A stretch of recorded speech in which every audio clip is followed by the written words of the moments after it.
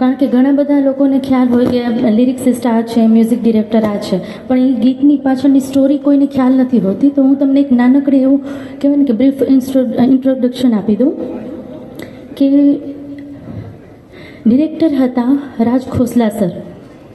બધાને અવાજ આવે છે ને મારો? ઓકે. તો રાજ ખોસલા સરે એક મૂવી બનાવી હતી વો કોન થી.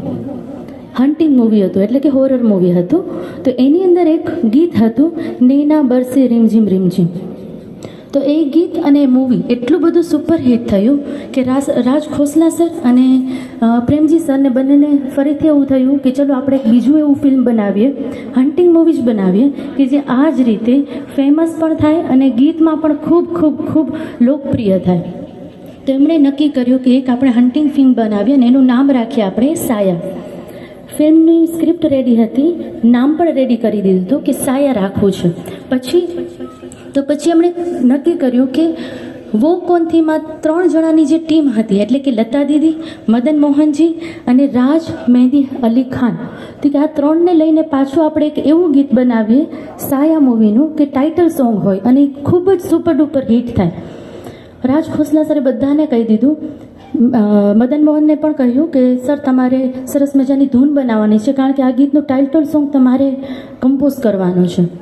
રાજા મહેંદી અસર સરને પણ કહ્યું કે તમે સરસ મજાના શબ્દો આમાં અમને પોરવી દો.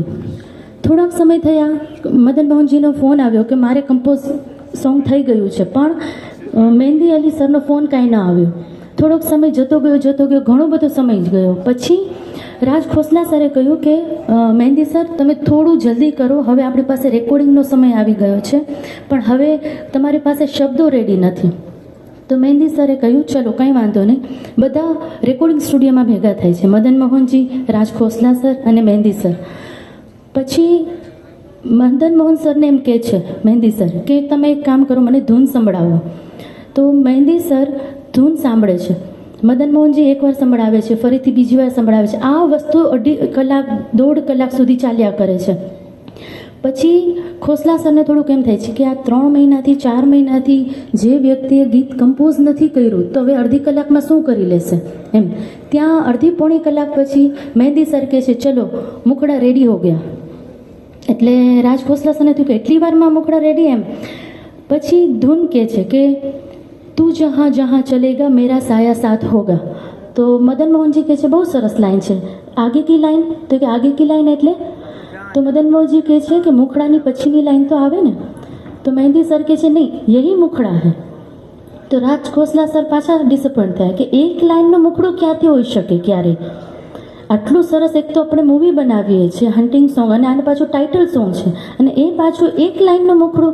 તો मदन मोहन सिंह कहे छे कि मेहंदी सर आप कुछ ऐसा करो कि इसमें दूसरी लाइन भी जोड़ दो. तो उसने बोला कि नहीं यही लाइन होगी, मगर इसके पीछे ऐसा करो आप मेरा साया मेरा साया मेरा साया 3 या 4 बार आप ऐड कर दो. અને એટલી વારમાં તરત જ મદન મોહન સર આ શબ્દોને કમ્પોઝ કરેલું ગીત છે એમાં પોરવીને સંભળાવે છે, અને બધા એટલા ખુશ થાય છે કે આટલું સરસ કમ્પોઝિશન અડધી કલાકમાં પોણી કલાકમાં બની ગયું. અને પછી જ્યારે લતા દીદી ગાય છે આ ગીત, ત્યારે એ ગીત એટલું સરસ ઉભરીને બહાર આવે છે.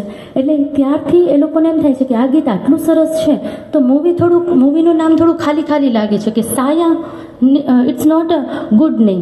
પછી એ લોકો ભેગા થઈને નક્કી કરે છે કે મેરા સાયા મૂવીનું નામ રાખીએ, અને પછી મેરા સાયા નામ રાખે છે અને રિલીઝ પણ આ જ રીતે કરીએ છીએ. તો આપની સમક્ષ મેરા સાયા ફિલ્મનું song, title song. Thank you so much.